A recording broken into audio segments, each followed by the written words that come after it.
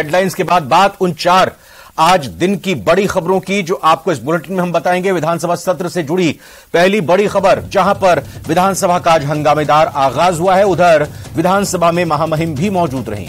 तो खबर जयपुर की होगी, जहां पर बीजेपी की तरफ से चुनाव प्रभारी प्रहलाद जोशी ने कार्यकर्ताओं को जीत का मंत्र दिया। वहीं करौली के हिंडौन में 28 घंटे से कुएं में युवती का शव मिलने के बाद मामले में 28 घंटे से धरना जारी है।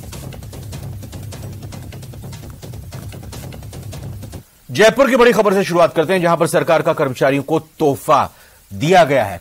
कर्मियों और पेंशनर्स के डीए में बढ़ोतरी की गई है। 5वें वेतनमान के तहत 16% डीए को बढ़ाया गया है। अब 396% से बढ़ाकर 412% कर्मियों का डीए यानी डियरनेस अलाउंस हो गया है। तो बड़ी खबर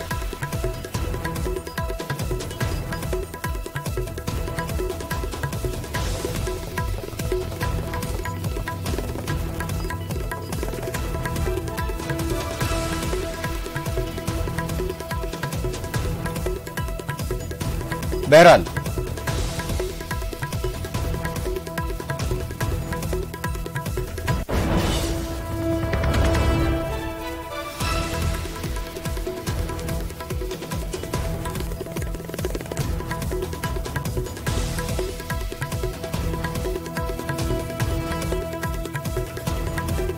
तोहफा दिया गया है और इस तोहफे के तहत कर्मियों की यानी कर्मचारियों के और पेंशनर्स के डीए में बढ़ोतरी कर दी गई है। 5वें वेतनमान के तहत 16% ये डीए बढ़ाया गया है। 396% से बढ़ाकर डीए अब 412% कर दिया गया। तो सरकार का कर्मचारियों को इसको तोहफे के रूप में कहा जाएगा। 16% जिस तरह से इस डियरनेस अलाउंस को बढ़ाया गया और इसका फायदा कर्मियों और पेंशनर्स को मिलेगा। 5वें वेतनमान के तहत 16% ये डीए बढ़ाया गया है। 396% से बढ़ाकर 412% कर्मियों का डीए कर दिया गया है।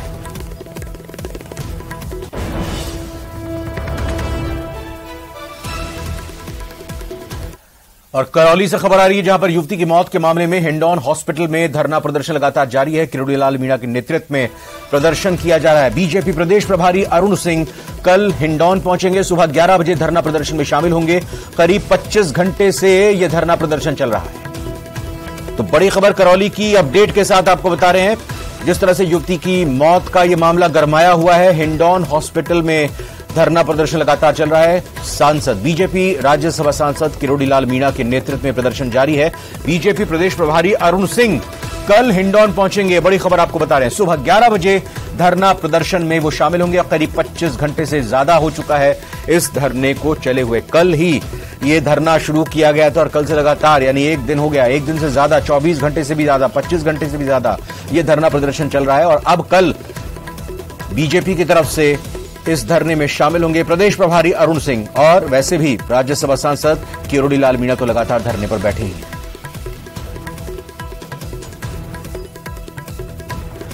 तो ये जो टोडा भीम का कांड हुआ है, इसकी टाइमलाइन आपको बताते हैं। टाइमलाइन क्या रही, कैसे कैसे कब कब क्या हुआ है आपको बता दें। सुबह लड़की घर से निकली थी बताया जा रहा है। फिर उसके बाद गुरुवार को सुबह परिजनों को कुएं से शव मिला। परिवार वालों ने इसकी सूचना पुलिस को दी। परिजनों का आरोप है कि पुलिस ने एफआईआर दर्ज नहीं की। गुरुवार को ही शव का मेडिकल बोर्ड से पोस्टमार्टम हुआ। गुरुवार शाम को किरोड़ी लाल हिंडौन पहुंचे। मांगों को लेकर धरना प्रदर्शन फिर शुरू किया गया। देखिए, गुरुवार को शाम को किरोड़ी लाल हिंडौन पहुंचे और उसके बाद अगली जो अपडेट आई इस खबर से जुड़ी हुई, मांगों को लेकर धरना देना शुरू कर दिया, जो कि 25 घंटे से 24 घंटे से भी ज्यादा वक्त से चल रहा है। और इस मामले में 5 आरोपियों की गिरफ्तारी के लिए 5 टीमें बनाई गई।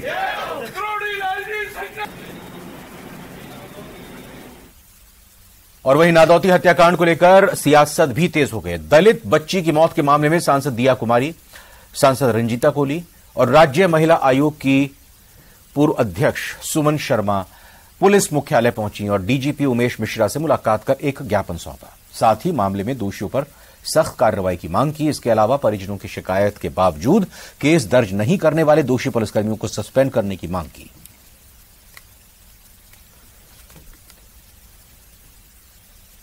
जो पुलिस का एटीट्यूड है और जिस तरह से उन्होंने जो कार्रवाई समय पर होनी चाहिए थी, तुरंत होनी चाहिए थी, जब परिवार वाले पहली बार गए पुलिस स्टेशन में रिपोर्ट दर्ज करने, उस समय रिपोर्ट दर्ज नहीं करवाई पुलिस वालों ने। ये कहा कि अगर तुम लोग ज्यादा बोलोगे तो तुम ही को बंद कर देंगे थाने में। ये बात भी बताई कि उन लोगों को सस्पेंड इमीडिएटली करना चाहिए जिन्होंने इस तरह से रवैया था उन लोगों का, और उसके अलावा इमीडिएटली कार्रवाई करे, जो दोषी है उनको पकड़ने का पूरा प्रयास करे पुलिस। जिस तरीके से अभी हम लोग सभी डेलीगेशन लेके नहीं गए और डीजीपी साहब के पास गए थे और हमने बताया था कि जिस तरीके से पुलिस प्रशासन का रवैया सही नहीं है। एक माँ को जो इंसाफ मिलना चाहिए थे उसके बेटी के प्रति, उन्होंने एफआईआर नहीं करी। क्यों नहीं करी? क्योंकि अगर वो करते तो निश्चित रूप से उनको न्याय मिलता। उसी बात को लेकर के हम लोग गए थे और डीजीपी साहब ने हमें आश्वासन दिया है। कितनी जल्दी हो सकता है ये आगे की बात। नागौर से बड़ी खबर है, जहां पर रियांबड़ी में किसानों का प्रदर्शन देखने को मिला। प्रदर्शन कर रहे 3 युवक मोबाइल टावर पर चढ़ गए। पानी का बहाव रोकने का विरोध किया जा रहा था। पानी का बहाव वापस खोलने की मांग की गई। बजरी ठेकेदार पर पानी का बहाव रोकने का आरोप लग रहा है। लूनी नदी में पानी का बहाव रोकने का यह आरोप लगा है और इसी को लेकर आज से अनिश्चितकालीन धरना शुरू कर दिया गया है। पहले किसानों की तरफ से एसडीएम ऑफिस में ताला लगाया गया था। शाम 5:30 बजे से 7 बजे तक ताला लगा रहा।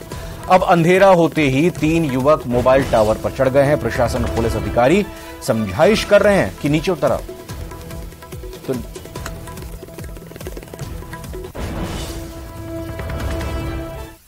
बड़ी खबर यहां कोटा से भी आपको बता दें, यहां पर फाइनेंस कर्मचारी के साथ लूट का मामला सामने आया। पुलिस ने 4 बदमाशों को चंद घंटों में ही गिरफ्तार कर लिया। मोरपा रोड पर 73,000 और मोबाइल की लूट की वारदात। कैथून थाना पुलिस ने यह कार्रवाई की है और इस महत्वपूर्ण कार्रवाई को अंजाम दे दिया गया है। कुछ ही घंटों के दौरान कोटा में आपको बता दें फाइनेंस कर्मचारी के साथ लूट का मामला सामने आया था और पुलिस ने 4 बदमाशों को चंद ही घंटों में गिरफ्तार करने में कामयाबी हासिल की है। कोटा के मोरपा रोड पर 73,000 रुपए और साथ ही साथ मोबाइल की लूट की वारदात को अंजाम दिया गया था और कैथून थाना पुलिस ने इस कार्रवाई को अंजाम देते हुए गिरफ्तार कर लिया है 4 बदमाशों। जोधपुर के लूनी में भोजनालय पर 4 बदमाशों ने मारपीट कर तोड़फोड़ की। दुकान मालिक दलबीर सिंह ने लूनी थाने में रिपोर्ट दर्ज की।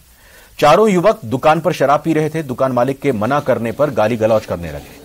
टोकने पर दुकान मालिक के साथ मारपीट और दुकान में तोड़फोड़ की गई। एक युवक के हाथ में पिस्तौल होने की बात भी सामने आ रही है। जाते समय कार से बाइक को टक्कर मारकर दुकान पर फिर आकर तोड़फोड़ करने की धमकी दी गई।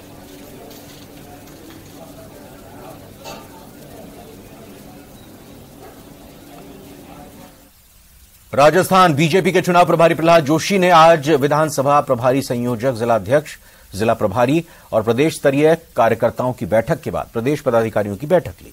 इस बैठक में प्रदेश अध्यक्ष सीपी जोशी, नेता प्रतिपक्ष राजेंद्र राठौड़, कार्यकारिणी के पदाधिकारी मौजूद रहे। बैठक में चुनाव प्रभारी ने सभी पदाधिकारियों और कार्यकर्ताओं को ओवर कॉन्फिडेंस में नहीं रहने की सलाह दी। उन्होंने पदाधिकारियों से फीडबैक के लिए उपलब्ध रहने का भरोसा दिलाया और बैठक में प्रदेश भर के कुल 51,187 बूथों पर भाजपा को किस तरह मजबूत किया जाए और इस संबंध में कार्यशाला में सुझाव भी लिए गए।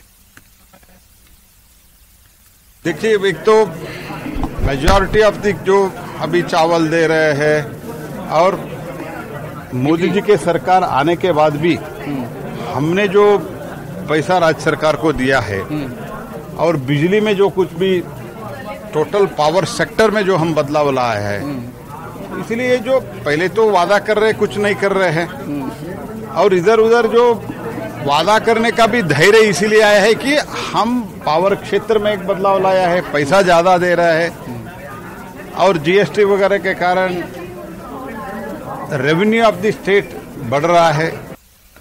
राज्यपाल कलराज मिश्र की राष्ट्रपति के सामने राज्य सरकार को दी गई सत्र अवसान की नसीहत पर सियासत गर्मा गई है। कांग्रेस के ही विधायकों ने अपनी ही सरकार पर हमला बोला है। वरिष्ठ विधायक राम नारायण मीणा ने कहा कि सत्र अवसान होना ही चाहिए था, इसको विधायकों को अपने अधिकारों का इस्तेमाल करने में आसानी होती। सत्रावसान को लेके आपका ओपिनियन क्या है? सत्रावसान होना चाहिए था। होना चाहिए। नहीं किया तो गवर्नर ने जो कहा वो सही है। मैं गवर्नर के बारे में कुछ नहीं कहूंगा, मैं मेरे विचार कहता हूं जितना मेरा एक्सपीरियंस है। आपका ओपिनियन क्या है? देखिए, पहले वाला जो सत्र था वो कोई अनिश्चितकाल हमने स्थगित किया था उसको। कॉन्स्टिट्यूशन में प्रोविजंस है, कॉन्स्टिट्यूशन प्रोविजन है, इसलिए ऐसी कोई इसकी आवश्यकता नहीं है। गवर्नर साहब का अपना ओपिनियन है कि इतने लंबे अंतराल हो और सत्रावसान न हो, ये ठीक नहीं है। ये सीधी सीधी सरकार को चेतावनी है और सलाह है कि इस प्रकार का कृत्य नहीं होना चाहिए और इतने लंबे अंतराल में तो सत्रावसान होना ही चाहिए था। राष्ट्रपति द्रौपदी मुर्मू ने आज खाटू श्याम जी में बाबा श्याम के दर्शन किए। राष्ट्रपति द्रौपदी मुर्मू वायुसेना के विशेष विमान से खाटू श्याम जी पहुंची। उनके साथ राज्यपाल कलराज मिश्र भी खाटू श्याम जी में मौजूद रहे। सीकर पहुंचने पर राष्ट्रपति का प्रभारी मंत्री शकुंतला रावत, सांसद सुमेधानंद सरस्वती ने स्वागत किया। इसके बाद राष्ट्रपति ने बाबा श्याम के मंदिर पहुंचकर पूजा अर्चना की और देश में खुशहाली की कामना की।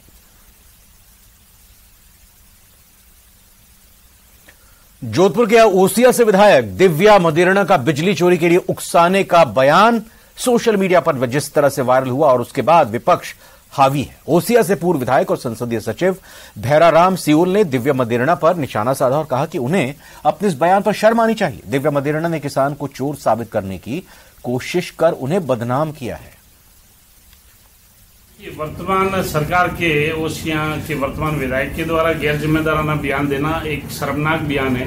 किसान एक खुददार और ईमानदार ये जो कौम है और मैं इस टिप्पणी पे, इस बयान पे ये जो है गहरी प्रदर्शना करता हूँ, गहरी निंदा करता हूँ। उनको शर्म आनी चाहिए कि इस प्रकार को बयान दे रहे हैं। मैं एक बात ये कहना चाहूंगा कि एक किसान ने अपनी मेहनत से पेट पाला है, अपनी मेहनत से अनाज उगाता है और देश का भी जैसे अनाज उत्पादन करके देश के लिए अपना पूर्ण रूप से सहयोग करता है। आपने ये कहा है कि आप किसान लोग चोरी करो, आपको शर्म आनी चाहिए ऐसे बयान के ऊपर। जयपुर में करौली के नादौती में घटना के विरोध में एबीवीपी का प्रदर्शन देखने को मिला। बड़ी संख्या में एबीवीपी से जुड़े छात्र विधानसभा का घेराव करने निकले, जिन्हें पुलिस ने लाल कोठी शमशान घाट से पहले ही रोक दिया। इस दौरान पुलिस ने आगे बढ़ रहे छात्रों को रोकने के लिए लाठीचार्ज भी किया, जिसमें कई छात्र घायल हो गए, जिन्हें पुलिस ने एम्बुलेंस के जरिए अस्पताल पहुंचाया। वहीं पुलिस ने प्रदर्शन कर रहे 12 से ज्यादा छात्रों को हिरासत में लिया है। एक आध व्यक्ति के कोई बैरिकेड पर जबरदस्ती चढ़ रहे थे, उनकी खरोंच वगैरह आई थी। उसको देखते हुए हमने इनके लिए एम्बुलेंस मंगा ली थी। ऐसा कोई इंजर्ड नहीं है, ना घायल है, ना किसी बात की कोई ऐसी कोई बात नहीं थी। एम्बुलेंस भी मंगवा रखी थी, तो वो एम्बुलेंस में भी नहीं बैठना चाह रहे थे और रास्ता रोक रहे थे, इसलिए उनको यहाँ से बस में बिठा के और डिस्पर्स किया। राजधानी जयपुर में आज करौली की घटना के विरोध में एबीवीपी के कार्यकर्ताओं ने अचानक विधानसभा कूच किया। उन्हें यहां से गिरफ्तार किया गया है। अधिकतर कार्यकर्ताओं को गिरफ्तार करने के साथ ही कुछ कार्यकर्ता जिनको चोटें आई है बैरिकेडिंग से और पुलिस के लाठीचार्ज से, उन्हें यहां से जो है पुलिस जो है वो बंद करके एम्बुलेंस के अंदर अस्पताल लेकर के जा रही है। यहां पर अचानक जो है राष्ट्रपति की विजिट के ठीक कुछ देर बाद ही जो है एबीवीपी के कार्यकर्ताओं का अचानक एक हुजूम जो था वो इस सड़क से गुजरा और विधानसभा की 1-2 नहीं बल्कि 3-3 बैरिकेडिंग को क्रॉस करते हुए विधानसभा के ठीक पास में जो टी पॉइंट बना हुआ वहां पर पहुंच गया। इस दौरान उन्हें यहां से हटाने की अपील की गई पुलिस के द्वारा, लेकिन वो लोग नहीं माने, जिसके बाद में पुलिस ने तमाम एबीवीपी कार्यकर्ताओं पर लाठीचार्ज करके उन्हें यहां से खदेड़ दिया है। और खदेड़ने के साथ ही जिन लोग यहां पर धरना दिए बैठे थे उन्हें यहां से हटाने का काम जो है वो पुलिस ने किया है। पुलिस का कहना है कि ये लोग बिना अनुमति के यहां पर आए थे और लगातार ये लोग जो है वो नारेबाजी जो है वो यहाँ पर कर रहे हैं। कहाँ लेकर के जा रहे हैं? राजस्थान के अंदर आए दिन अत्याचार हो रहे हैं, वो विद्यार्थी परिषद का कार्यकर्ता नहीं देखना चाहता। आज आप लोग जिस प्रकार देख सकते हो, पुलिस प्रशासन ने हमें जानवरों से भी बुरी तरह से पीटा गया है। देखिए, बुरी तरह पीटने का आरोप पुलिस पर लगाया गया, लेकिन पुलिस का कहना है कि इस बैरिकेडिंग को क्रॉस कर रहे थे, विधानसभा के अंदर ये लोग घुस रहे थे, जिसके चलते इनको यहाँ से हटाया गया है। एसटीएफ की फोर्स को यहाँ पर लगाई गई है और कोशिश की जा रही है कि पूरी तरीके से विधानसभा के आसपास जो धारा 144 लागू है उसकी पालना हो सके और तमाम इन एबीवीपी के कार्यकर्ताओं को समय पर इलाज भी मिले और जो कार्यकर्ता यहां पर प्रदर्शन कर रहे थे उन्हें गिरफ्तार जो है वो किया गया है। कैमरा पर्सन दिलीप चेची के साथ लवली वधवा, न्यूज 18 जयपुर। चूरू के रतननगर में 12वीं क्लास के छात्र की ओर से धर्म परिवर्तन के आरोप से हड़कंप मच गया। मामले की सूचना के बाद छात्र के घर पर लोगों की भीड़ जमा हो गई और रतननगर पुलिस मौके पर पहुंची। रतननगर पुलिस पूरे मामले की छानबीन कर रही है। जानकारी के मुताबिक 17 वर्षीय छात्र ने बताया कि उत्तर प्रदेश की एक महिला सीमा पठान उनके परिवार के 3 साल से संपर्क में है। महिला उसके मां बाप और भाई को रोजा रखने, पूजा पाठ नहीं करने और घर में नॉनवेज खाने के लिए कहती थी, जिसके बाद उसकी मां ने 7 दिन तक रोजे रखे और उसके भाई और पिता ने नॉनवेज भी नहीं खाया। जब उसने ऐसा करने से मना कर दिया तो उसके साथ मारपीट की गई। जिसके बाद वो अपने चाचा के घर आ गया। अब उसे घर में भी नहीं घुसने दिया जा रहा। छात्र की बातों का उसके चाचा ने भी समर्थन किया। इधर रतननगर पुलिस छात्र को लेकर उसके घर पहुंची। छात्र की मां ने पुलिस के सामने सभी आरोपों को बेबुनियाद बताया है। रतननगर पुलिस पूरे मामले की छानबीन कर रही है। क्या था, मैं घर पे था उस दिन, ड्यूटी नहीं गया था, ठीक है। तो ये मेरे को बोला कि चाचा ऐसी बात है, पापा जी का नंबर है क्या? तो मैंने बोला है। तो इसको बात भी करवाई अपने पापा जी से। फिर इसका पापा उससे बात किया था, उसको भी इसके पापा के साथ झगड़ा हुआ, गाड़ी के लोगों को दिया। फिर इसने इसका पापा मेरे को बोला इसको घर भेज दे। तो माँ के साथ इसको घर भेजा था, लेकिन इसको वापस घर से निकाल दिया। 3 बार इसको भेजा मम्मी के साथ, लेकिन इसको निकाल दिया। मम्मी को से भी गाली गलौज की इसकी मम्मी ने, और सब बात क्लियर हो गई। वहाँ पे हुआ था ना, तब बोला इसको अगर तू यहाँ क्या लेने के लिए जहाँ गया था वहीं वापस चला जा। सीमा पठान हमारे घर हमारे घर आया और घर कई रोजा रखा है ताकि सुख शांति रही दिल्ली के खातर हमारे मम्मी रोजा रखा 7 रोजा, और हमारे घर का ना वे फोर्स करे मीट और अंडा खाना खाते क्या से प्रोटीन मिलती है वगैरह वगैरह बताते। और मन खाने से करे जो मैं मना कर दिया, मना कर सर मेरे साथ मारपीट करना से मारपीट कौन कौन करी? सीमा पठान और मेरी मम्मी मेरे भाई।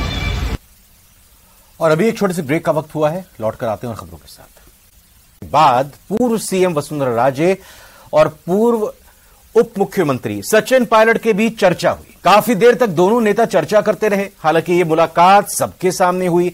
दोनों नेताओं के बीच सार्वजनिक रूप से लंबे समय के बाद ये बातचीत हुई, चर्चा हुई, मुलाकात हुई। राष्ट्रपति के भाषण के बाद ये मुलाकात हुई। राजे और पायलट के बीच ये मुलाकात काफी चर्चा में है। पायलट ने पूर्व सीएम वसुंधरा राजे के समय हुए करप्शन का मुद्दा उठाकर, आपको याद दिला दें कि अनशन किया था, सरकार से मांग की थी, पैदल यात्रा की थी। आरोपों के बीच, दोनों के बीच सार्वजनिक रूप से हुई इस मुलाकात की खूब चर्चा हो रही है।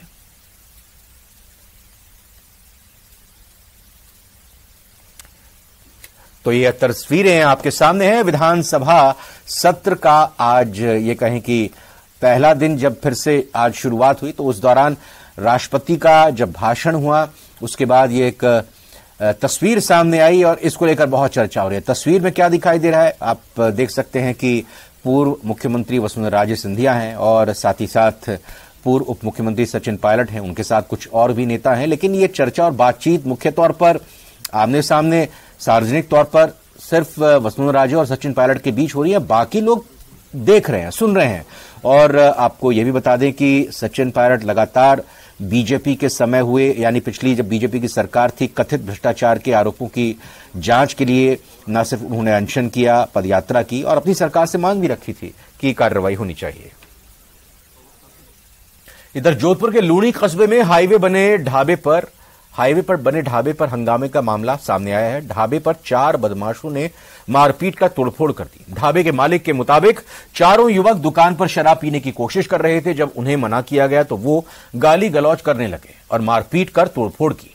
पूरी घटना दुकान में लगे सीसीटीवी कैमरे में कैद हो गई है। ढाबे के मालिक ने पुलिस थाने में इसे लेकर रिपोर्ट दर्ज कराई है, जिसके बाद पुलिस केस दर्ज करके जांच शुरू कर चुकी है। उदयपुर के सज्जनगढ़ में 2 सफाई कर्मचारियों की दर्दनाक मौत हो गई। दोनों सफाई कर्मचारी सज्जनगढ़ रिसोर्ट में सेप्टिक टैंक को खाली करने के लिए उतरे थे, जहां दम घुटने से उनकी मौत हो गई। वहीं 2 सफाई कर्मचारियों की हालत गंभीर बनी हुई है। दोनों का इलाज जारी है। जांच में सामने आया है कि सज्जनगढ़ रिसोर्ट में बिना सुरक्षा उपकरणों के सफाई कर्मचारी सेप्टिक टैंक में उतरे थे। इधर दोनों सफाई कर्मचारियों की मौत के बाद वाल्मीकि समाज ने प्रदर्शन किया और रिसोर्ट का रजिस्ट्रेशन निरस्त कर होटल प्रबंधन के खिलाफ हत्या का मामला दर्ज करने की मांग की है।